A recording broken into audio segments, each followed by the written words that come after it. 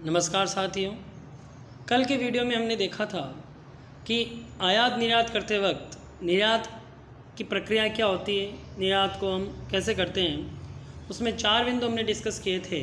इसी क्रम में आज 5वां पॉइंट में आपसे डिस्कस करने जा रहा हूँ। मैं अनुराग झंवर आपका इस एजुकेशनल वीडियो में स्वागत करता हूँ। अब हम देखेंगे माल प्रेषण पूर्व वित्त प्राप्त करना। देखिए, हमने अभी तक देखा है कि कोटेशन प्राप्त होते हैं, हम उनको भरते हैं, ऑर्डर हमको मिलता है, उसकी क्रेडिट जांच करते हैं। अब हम कई बार ये भी कोशिश करते हैं कि जो सात पत्र हमको प्राप्त हुआ है माल भेजने से पूर्व, उसके माध्यम से हम वित्त का अरेंजमेंट करें। देखिए, आप माल का उत्पादन भी कर रहे हैं, आप माल की पैकेजिंग भी कर रहे हैं, आप माल को लोडिंग भी कर रहे हैं, बंदरगाह पे ले जा रहे हैं, पोर्ट पे ले जा रहे हैं। इन सब चीज़ों के लिए आपको धन की आवश्यकता होती है, वित्त की आवश्यकता होती है। और ये जो वित्त की आवश्यकता है, इसकी पूर्ति कैसे हो, इसके लिए हम जो 7 पत्र हमको निर्यातक ने दिए हैं, उसके बेसिस पे हम वित्त का प्रबंध करते हैं और इन सब के लिए हम धन को जुटाते हैं। वो 7 पत्र हम बैंक के पास ले जाते हैं, बैंक डिस्काउंट करके हमको पैसे दे देता है। नेक्स्ट पॉइंट है वस्तुओं का उत्पादन एवं अधिप्राप्ति। देखिए, माल के लदान से पूर्व जो बैंक ने हमको वित्त दिया है, उसके मिलने के बाद हम जिस स्पेसिफिकेशन में, जिस रूप में, जिस क्वांटिटी में, जिस क्वालिटी में हमको ऑर्डर प्राप्त हुआ है एक्सपोर्टर से, उसी के मुताबिक हम प्रोडक्शन करते हैं, चीज़ों को बनाते हैं, रॉ मटेरियल का क्रय करते हैं, पैकेजिंग करते हैं। अब देखिए, आपके पास ऑर्डर आ गया था, आपके पास क्रेडिट जो लेटर है वो भी आ चुका था, उसके अनुसार आपने वित्त का अरेंजमेंट कर लिया, अकॉर्डिंग टू ऑर्डर आपने प्रोडक्शन भी कर लिया, पैकेजिंग भी कर ली। अब आपका जो नेक्स्ट काम होगा वो होगा आपको कि शिप में, देखिए मैं आपको क्लियर कर रहा हूँ कि जैसे हम यहाँ देखते हैं कि जो हमारा अंतर्राज्यीय व्यापार चल रहा है या राष्ट्रीय व्यापार चल रहा है, उसके अंतर्गत तो जो चीज़ें हैं जो इधर से उधर जा रही हैं, वो बस से भी चली जाती हैं, ट्रेन से भी चली जाती हैं, लोकल हमारे जो पर्सनल व्हीकल उससे भी चली जाती हैं। लेकिन चूंकि अंतर्राष्ट्रीय व्यापार में दूरी ज़्यादा होती है, कई सीमाएं आती हैं और कई सारी अड़चनें हैं, तो उनको देखते हुए जो सबसे सरल सस्ता जो माध्यम है वो होता है जहाज़। तो जो मोस्टली एक्सपोर्ट इंपोर्ट हो रहा है, वो जो उसका ट्रांसपोर्टेशन होता है वो बाई शिप ही होता है।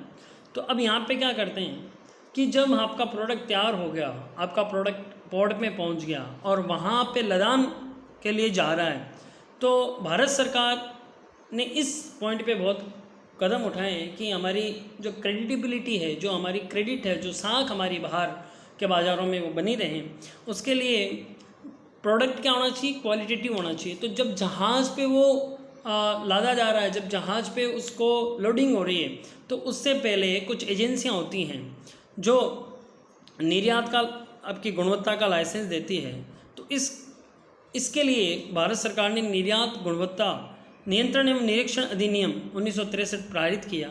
इसमें कुछ एजेंसियां होती हैं जो निरीक्षक के रूप में, इनिशिएटर के रूप में जिनको लाइसेंस प्राप्त होता है, और वो जो आप माल दे रहे हो उसको वो चेक करते हैं और देखते हैं कि वो चेक जो आपने गुड्स बनाए वो उसी क्वालिटी के हैं या नहीं, ताकि जब बाहर भारत का नाम खराब ना हो। नेक्स्ट पॉइंट है उत्पाद शुल्क की निकासी। देखिए, एक्साइज ड्यूटी लगती है। एक्साइज ड्यूटी मतलब जो चीज़ इंडिया में बनी है, जो जिसका आपने प्रोडक्शन किया, उसके प्रोडक्शन पे आपको टैक्स देना पड़ता है। तो अब आजकल तो ये चीज़ें हैं वो जीएसटी में इंक्लूड हो गई, लेकिन पहले प्रोडक्ट्स जो आपका एक्साइज थी वो लगती थी। और इसके संबंध में कई बार क्या होता था कि कई सरकारें निर्यातकों को कई तरह की छूट भी देती थी। तो वो जो उनको एक्साइज ड्यूटी के अंदर जो छूट है उसका प्रमाण पत्र देना, तो ये सारी चीज़ें आपको करनी पड़ती थी। कई बार ऐसा भी होता था कि एक बार आपका टैक्स लग जाता, जैसे आप उसको एक्सपोर्ट करते डिटेल भेजते तो आपको वो ड्यूटी वापस बैक भी दी जाती थी। तो इसकी जांच होती है।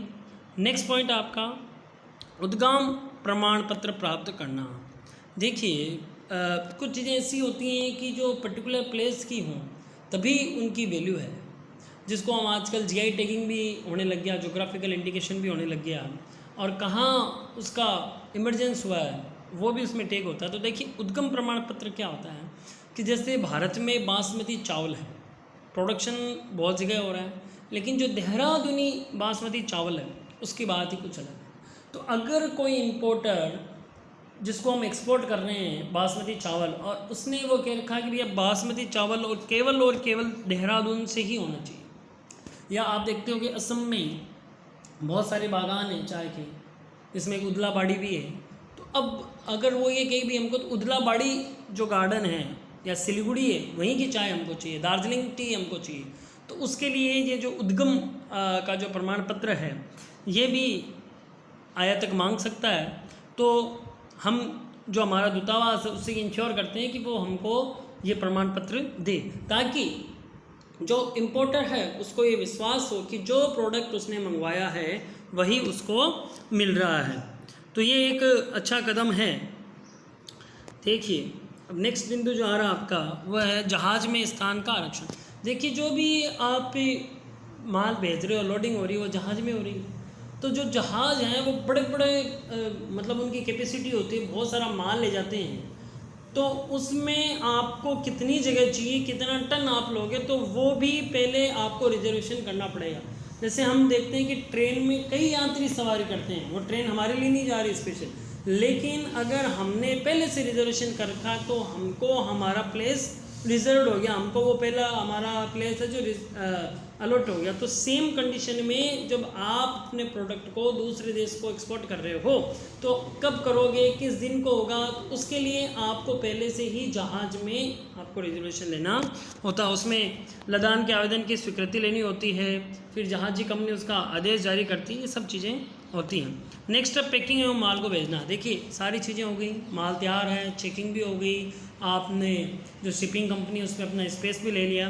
तब आप क्या करोगे, जो भी उसकी देखिए एक्सपोर्ट हो रहा है, कई सारी कंडीशन चेंज होती है, नेचुरल कंडीशन चेंज होती है, क्लाइमेट चेंज होता है, तो जो भी आपकी जो प्रॉपर पैकेजिंग है वो आपकी प्रॉपर पैकेजिंग हो जाती है, उस पर आप नोटिंग कर लेते हो, मार्किंग कर देते हो, ताकि कहीं कोई तकलीफ ना हो। नेक्स्ट पॉइंट है वस्तुओं का बीमा। देखिए insurance is compulsory in business transaction now in days, because ये ऐसा क्यों है, क्योंकि देखिए कई चीज़ें आ जाती हैं, आंधी आ जाता है, तूफ़ान आ जाती है, जहाज़ पलट जाते हैं, कोई सुनामी आ जाती है, किसी भी तरह से माल को नुकसान हो जाता है।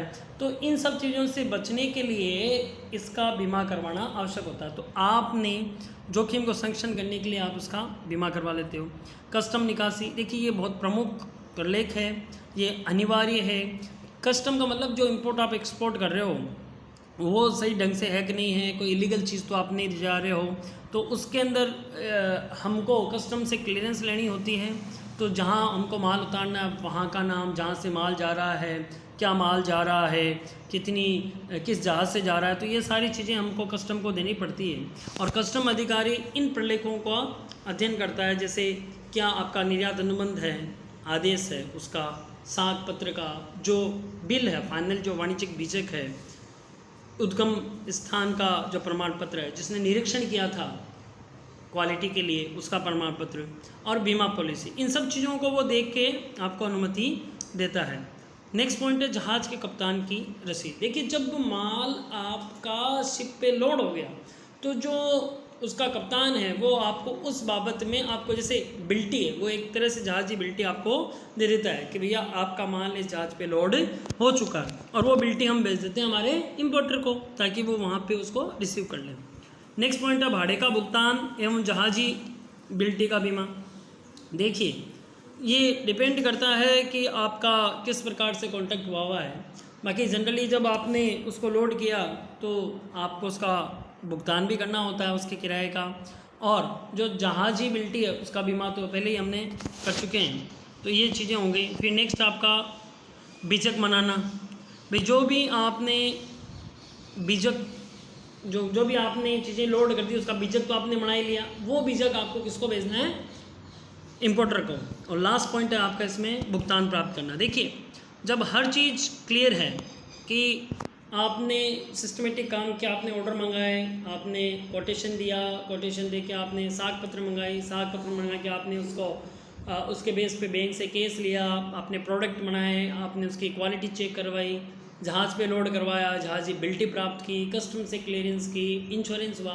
अब फाइनली जब प्रोडक्ट उसके पास पहुंच गया इंपोर्टर के पास, तो वो भी अपनी क्वालिटी इंस्पेक्शन कर देता है और आपको फाइनल पेमेंट का कर देता है। तो इसमें देखिए जैसे ही कस्टम निकासी के लिए उसको प्रलेख चाहिए होते हैं, बीजक की सत्यापित प्रति, जहाजी बिल्टी, पैकिंग सूची इत्यादि प्रलेख सौंप के वो अपना माल प्राप्त कर लेता है और इसके बाद में आपको उसका पेमेंट मिल जाता है। तो आज के वीडियो के लिए इतना ही। आशा है कि आपको ये वीडियो अच्छा लगा होगा। इसको आप पढ़िए, बार बार पढ़िए, इसको शेयर कीजिए और इससे लाभान्वित हुई। असाइनमेंट के रूप से मैंने आपको एक जितना भी मैंने आपको पढ़ाया है उसको आप अपने शब्दों में उसको एक्सप्लेन करने की कोशिश कीजिए। सीक्वेंस ऊपर नीचे होगी कोई बात नहीं, लेकिन उसको आप अपने हिसाब से सोल्व करने का प्रयास करें कि किस प्रकार से निर्यात की प्रक्रिया संपन्न की जाती है। धन्यवाद।